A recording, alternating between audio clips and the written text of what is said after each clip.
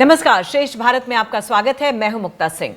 नेपाल में शुक्रवार रात 11:32 पर 6.4 तीव्रता का भूकंप आया। भूकंप की तबाही में करीब 150 लोगों की जान चली गई है। सैकड़ों घरों को नुकसान की भी खबर है। भूकंप का केंद्र काठमांडू से 331 किलोमीटर उत्तर पश्चिम में 10 किलोमीटर जमीन के नीचे था। जाजरकोट और रुकुम पश्चिम जिले में भूकंप का असर सबसे ज्यादा देखा गया। भूकंप का असर भारत में भी देखने को मिला। दिल्ली एनसीआर के अलावा उत्तर प्रदेश, मध्य प्रदेश, राजस्थान, हरियाणा, पंजाब और बिहार की राजधानी पटना में झटके महसूस किए गए। हालांकि भारत में किसी तरह के जानमाल के नुकसान की खबर नहीं है। और इस बारे में बातचीत करने के लिए हमारे साथ जुड़ रहे हैं director national centre of seismology OP Mishra ji. OP Mishra ji, बहुत बहुत स्वागत है आपका। एक महीने में तीसरी बार भूकंप का आना, क्या मतलब है सर? काफी लोग परेशान हैं इस बात से। तो कल जो रात में 11:32 इंडियन स्टैंडर्ड टाइम से जो अर्थक्वेक हुआ, जिसका मैग्नीट्यूड 6.4 था, और ये सिलसिला जो है 9 नवंबर 2022 से शुरू है। आप देखेंगे कि नवंबर 2022 में 6.3 मैग्नीट्यूड का अर्थक्वेक हुआ था, जो कि वेस्ट नेपाल में था। उसके बाद जनवरी 2023 में 5.8 मैग्नीट्यूड का अर्थक्वेक हुआ, जो 9 नवंबर 2022 के अर्थक्वेक से नॉर्थ ईस्ट के तरफ, उसके ऊपर में नॉर्थ में। फिर साउथ ईस्ट में 3 अक्टूबर 2023 को 6.2 अर्थक्वेक हुआ। इसका मतलब कि जो जोन जहां रप्चर हुआ है, यहां पूरी एनर्जी रिलीज होकर कहीं ना कहीं एक्यूमुलेट हुआ था। 3 मैग्नीट्यूड जितने अर्थक्वेक हुए, 6.3, 5.8, 6.2, इसके एनर्जी जो सेस्मिक एनर्जी है वो रिलीज होकर कहीं एक्यूमुलेट हुआ, कहीं पर जाकर वहां पर जमावटा हुआ एनर्जी का, क्योंकि एनर्जी का क्षय नहीं होता, एक जगह एनर्जी दूसरे जगह जाकर जमती है। अब ये जो अर्थक्वेक हुआ है, ये बिल्कुल 9 नवंबर 2022 के अर्थक्वेक और 25 अप्रैल 2015 के जो अर्थक्वेक का पहला बिग आफ्टर शॉक हुआ था, उसके बीच में हुआ, मैंने उसके गैप एरिया में हुआ। और झटका जो हुआ है वो 6.4 मैग्नीट्यूड का, काफी स्ट्रॉन्ग मैग्नीट्यूड इसको बोला जाता है। और सिंस जमीन के नीचे इसका 10 किलोमीटर तो हमारा फिक्स डेप्थ है, ये थोड़ा डीपर है, करीब 12-14 किलोमीटर नीचे होगा। तो इससे ये संदेश मिलता है कि वो नेपाल का जो कॉम्प्लिकेटेड सेस्मोटेक्टोनिक सेटिंग्स है, जो भूकंप जनित जो उसके जो भ्रंश है, जो फॉल्ट्स है, वो काफी एक्टिवेट हुए हैं। और ये एनर्जी रिलीज हुआ इसलिए क्योंकि इसका रप्चर प्रोपगेशन नेपाल की तरफ था। इसलिए हमारे इंडिया में, एनसीआर में या यूपी में या मध्य प्रदेश में जो है different intensity degree of shaking मिला, जो कि दिल्ली में 3 और 4 के करीब में था। जैसे जैसे दूर गए वैसे वैसे कम होता गया। तो हिमालय जो है भूकंप जनित क्षेत्र है, इसमें कोई आश्चर्य नहीं है। लेकिन इतनी जो अर्थक्वेक जो हो रही है वो गैप एरिया में हो रहा है, जहां जहां अर्थक्वेक नहीं हुए हैं बड़े बड़े, वहां हो रहा है, वहां पे एनर्जी रिलीज कर रहा है। तो ये अच्छा संदेश है, इसमें घबराने की नहीं है। लेकिन जान माल की क्षति हुई है, इसीलिए थोड़ा दुख हो रहा है, क्योंकि कहा जाता है कि structure kills the people, it is not earthquake that kills the people. तो जो 6.4 मैग्नीट्यूड का अर्थक्वेक सोनीतपुर जो असम में हुआ था, उसमें एक भी आदमी का जानमाल का नुकसान नहीं हुआ था। लेकिन 6.4 में नेपाल में हुआ, इसका मतलब वहां के स्ट्रक्चर जो है इसके शेकिंग को सहन नहीं कर सके, इसलिए स्ट्रक्चर डैमेज हुए और इससे लोगों की जानमाल की क्षति हुई है। बिल्कुल सर, जैसा आपने बताया कि अभी तक कोई ऐसी तकनीक नहीं है जिससे ये अंदाज़ा लगाया जा सके कि बार बार क्यों हो रहा है। लेकिन फिर भी आपके हिसाब से क्या वजह, जैसे आपने बोला 6.3, इस बार 6.4, दिल्ली एनसीआर वालों को खास तौर पे आदत है क्योंकि बीच में है, कहीं भी केंद्र होता है तो थोड़े बहुत झटके महसूस करते हैं।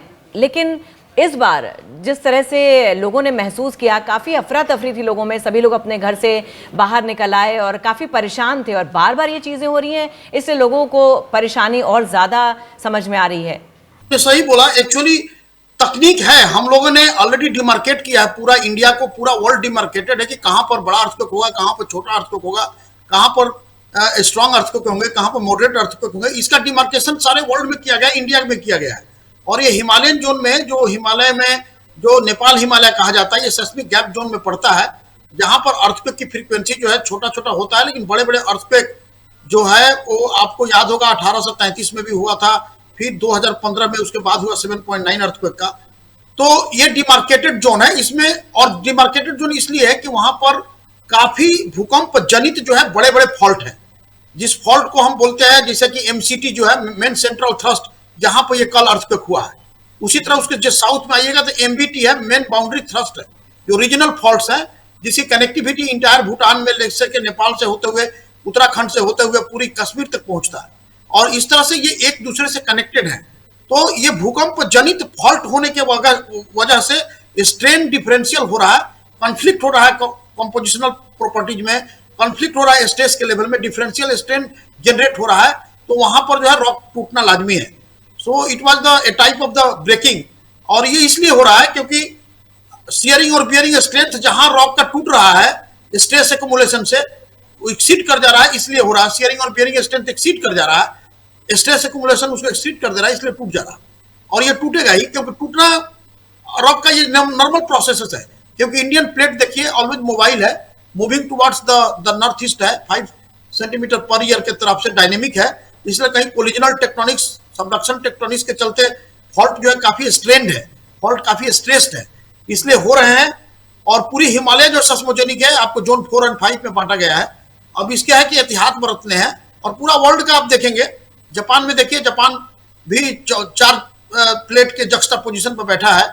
उसी तरह से इंडिया का जो नॉर्थ ईस्ट पार्ट है, ये पूरा इंक्लूडिंग हिमालय, भूटान, उत्तराखंड, हिमाचल, जम्मू कश्मीर और इवन के सिक्किम, और ये पूरी कोलिजनल टेक्टोनिक बाउंड्री है, जहां पर इंडियन प्लेट और यूरेशियन प्लेट कोलाइड करके इंडियन प्लेट नीचे जा रहा है और यूरेशियन प्लेट ऊपर आ रहा है। बिल्कुल, जैसे आपने बताया ज्यादातर भूकंप का जो केंद्र पहले हिंदुकुश हुआ करता था, लेकिन अब कुछ साल से नेपाल भूकंप का केंद्र बनकर उभर रहा है, तो इसकी क्या वजह है?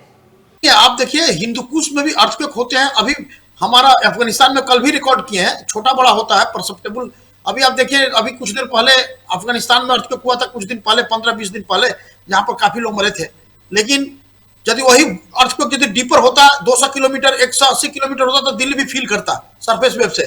तो पूरी हिमालय जो है टेक्टोनिक जो है, ऐसा नहीं है कि एक जगह होता है, एक जगह जो है क्वाइसेंस होता है, या वहां पर ऐसा होता है। पूरी हिंदुकुश में टर्मिनेट करता है इंडियन प्लेट, तो काफी कपलिंग है। डीपर प्लेट में जब अर्थक्वेक होता है तो दिल्ली भी फील करता है, और भूटान फील करता है, चारों फील करता है। यहाँ सिक्किम में भी अर्थक्वेक हुए, हमने रिकॉर्ड किया, भूटान में भी अर्थक्वेक होते रहते हैं। तो पूरा हिमालय में अर्थक्वेक वही होगा जहां पर जो है रॉक का शेयरिंग और बियरिंग स्ट्रेंथ जो है वो स्ट्रेस के लेवल से काफी कम हो जाएगा और स्ट्रेस लेवल ज्यादा हो जाएगा।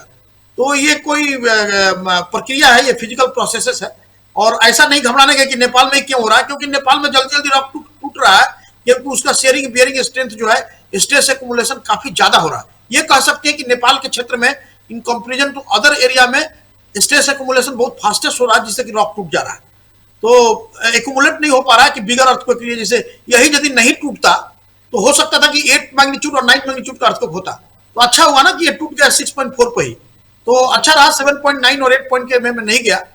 और इस तरह से बहुत से गैप है हिमालयन के में, जो आपको बताया मैंने, अभी अर्थक्वेक हुआ है, छोटे छोटे अर्थक्वेक आएंगे अभी भी 24 आवर्स में। एक एक्सपेक्टेड है कि 5.4 5.3 मैग्नीट्यूड आए, क्योंकि आफ्टर शॉक रिलीज होना जरूरी है।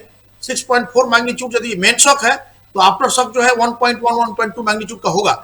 मिश्रा जी, काफी लोगों में डर है, क्योंकि एक प्रेडिक्शन आया था, ये मैं एक लेमैन मत के लिहाज से आपसे सवाल पूछ रही हूँ, कि एक प्रेडिक्शन आया था कि भारत में भी भूकंप से नुकसान होने का दिख रहा है, और ऐसी उम्मीद की जा रही है।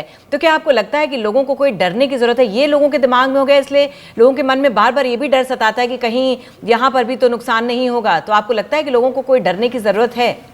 अर्थक्वेक कब होगा, कहां होगा, किस टाइम होगा, ये है प्रिडिक्शन। जो अभी आंख बंद करके मैंने बताया कि आपको डिमार्केट किए, हम कहेंगे कि हिमालय में अर्थक्वेक होगा, तो हो रहा है, but it is not a prediction. तो प्रिडिक्शन के 4 स्टेजेज हैं, जो हम 3 स्टेज पार कर चुके हैं, जिसको एंटीसिपेशन बोलते हैं कि अर्थक्वेक कहां होगा, हिमालय में होगा, क्योंकि कोलिजनल टेक्टोनिक्स है। अब उसके एंटीसिपेट पर एक्सपेक्ट कर रहे हैं कि भाई बहुत दिन से बड़ा अर्थक्वेक नहीं हुआ, तो यहां पर होगा। फिर उसको जस्टिफाई कर रहे हैं, ये भी स्टेज हो गया। केवल ऑथेंटिकेशन का स्टेज बाकी है। अब हिमालय को क्षेत्र लीजिए, या अंडमान निकोबार का क्षेत्र लीजिए, इंडिया का यदि है, तो सेस्मोजेनिक जोन में इंडिया पड़ता है, और 58% ऑफ द इंडियन लैंड जो है वो सेस्मोजेनिक है। तो कहने का मतलब है कि ये कोई बड़ा प्रिडिक्शन नहीं है, ये ऑलरेडी डिमार्केटेड जोन है कि इंडिया का सेस्मोजेनिक क्षेत्र कितना ऑक्युपाइड है, कैसे होगा। लेकिन एहतियात बरतना चाहिए, अर्थक्वेक के डर से, अब पैनिक होने से कुछ नहीं होगा। आपको मैं जापान का हमेशा एग्जांपल देता हूं, क्योंकि हम लोगों ने वहां स्टडी किया है कि अर्थक्वेक जापान का मिनिमम 5.5 है थ्रेशोल्ड। तो प्रिडिक्शन के ऊपर न जाके एहतियात बरतना है। जैसे ड्यूरिंग अर्थक्वेक हुए तो क्या क्या प्रिकॉशंस लेते हैं, अर्थक्वेक होने के पहले क्या प्रिडिक्शन लेते हैं, अर्थक्वेक जब हो जाता है तब क्या प्रिकॉशन लेते हैं, ये सब है। इसलिए मैं ये कहना चाहता हूं कि इंडिया जो है वल्नरेबल जोन है अर्थक्वेक का, लेकिन इंडिया के जितने भी अभी सेस्मोजेनिक फॉल्ट क्षेत्र हैं सब जो है एनर्जी रिलीजिंग स्टेज में है, लीकेज ऑफ स्टेज चल रहा है। आप देख रही हैं पूरा असम से leakage of stage north east से भी हो रहा है, उधर में आपने डोडा में देखा होगा, कश्मीर में भी रिलीज हुआ स्टेज, अफगानिस्तान के बॉर्डर में भी रिलीज स्टेज हुआ। तो I think releasing of stage by छोटा छोटा मैग्नीट्यूड से अच्छा सिग्नल है, और हमको लगता है कि हमारे जो स्ट्रक्चर बन रहे हैं वो सेस्मोजेनिक क्षेत्र में वो अर्थक्वेक रिस्क रेजिलिएंट भूकंप रोधी स्ट्रक्चर होना चाहिए, जिसके लिए भारत सरकार तत्परता से काम कर रहा है, माइक्रोजेनेशन कर रहे हैं सिटी का, उसका पैरामीटर्स देके रिस्क रेजिलिएंट बिल्डिंग बनाने का। तो क्या आपको लगता है इतना फ्रीक्वेंटली जो आ रहा है तो क्या कुछ इंफ्रास्ट्रक्चर पर भी उसका असर हो सकता है? जो इंफ्रास्ट्रक्चर सेकिंग से तो पता लगे क्रैक हुआ कि नहीं, और यदि क्रैक होता कितना बड़ा क्रैक हुआ, तो यदि कुछ नहीं होता है तो उस अर्थक्वेक के मैग्नीट्यूड के लिए रिस्क रेजिलिएंट स्ट्रक्चर हो गया। मान लिया कोई ब्रिज 6.4 मैग्नीट्यूड के मैग्नीट्यूड में उसको झेल लिया, तो ये उसके लिए अर्थक्वेक रिस्क रेजिलिएंट हो गया, for that risk resilient proof भी कह सकती है। लेकिन ये पता चलता है कि कितना वो स्ट्रक्चर का स्ट्रेंथ है, ये एक सिग्नल देता है जिससे कि हम उसको रिपेयर कर सकें, उसको बढ़िया से उसका रेट्रोफिटिंग कर सकें। आपने कहा कि डरने की जरूरत नहीं है, एहतियात बरतने की जरूरत है। मैं चाहूंगी एक बार संक्षेप में आप फटाफट बता दीजिए हमारे दर्शकों को कि किस तरह के एहतियात बरतने चाहिए अगर जब भूकंप आ जाता है उसके बाद। देखिए, सबसे पहला है कि पैनिक नहीं होना है, आपको किसी भी फ्लोर से जंप नहीं करना है, विंडो से नहीं जंप करना है। जहां पर अर्थक्वेक के टाइम में है वहां पर ट्राई करिए कि आप जो है बिल्डिंग में है तो उसके कॉर्नर में छुपे। बिल्डिंग का किसी भी बिल्डिंग का कॉर्नर मोस्ट सेफेस्ट होता है, तो आप ट्राई करें कि कॉर्नर बिल्डिंग के कॉर्नर में खड़ा हो, सीलिंग के नीचे न खड़ा हो। कोई नॉन स्ट्रक्चरल ऑब्जेक्ट है जैसे अलमीरा है या हेवी मटेरियल उसके पास न रहे, क्योंकि सेकिंग में गिर सकता है।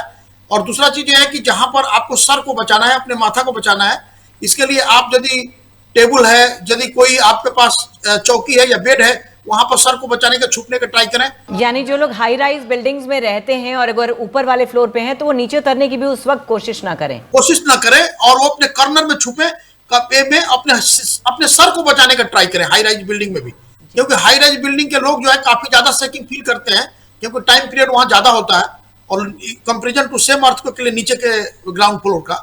इसलिए पैनिक ना होकर जंप वंप कभी नहीं करना है, और हमको लगता है कि आपका यदि सर बचा रहेगा तो अर्थक्वेक के डैमेज से आप बच सकते हैं। मिश्रा जी, एक आखिरी सवाल, भूकंप को क्या ग्लोबल वार्मिंग या फिर जिस तरह से हमारा पर्यावरण दूषित हो रहा है उससे जोड़कर भी देखा जा सकता है? ग्लोबल वार्मिंग से यदि ग्लेशियर मेल्टिंग हो रही है, हिमालय के ग्लेशियर मेल्ट कर रहे हैं, तो वहां भी लेसनिंग ऑफ द बर्डन हो रहा है क्रस्ट पर, जो कि ब्रिटिश फेलियर को इन्वाइट करते हैं। माइक्रोसेस्मिसिटी पोलर रीजन में या ग्लेशियर रीजन में बढ़ रहा है, तो ग्लोबल वार्मिंग का चलते अर्थक्वेक अकरेंसेज मॉड्यूलेशन ऑफ छोटा छोटा earthquake seismicity is proxy of the climate change also.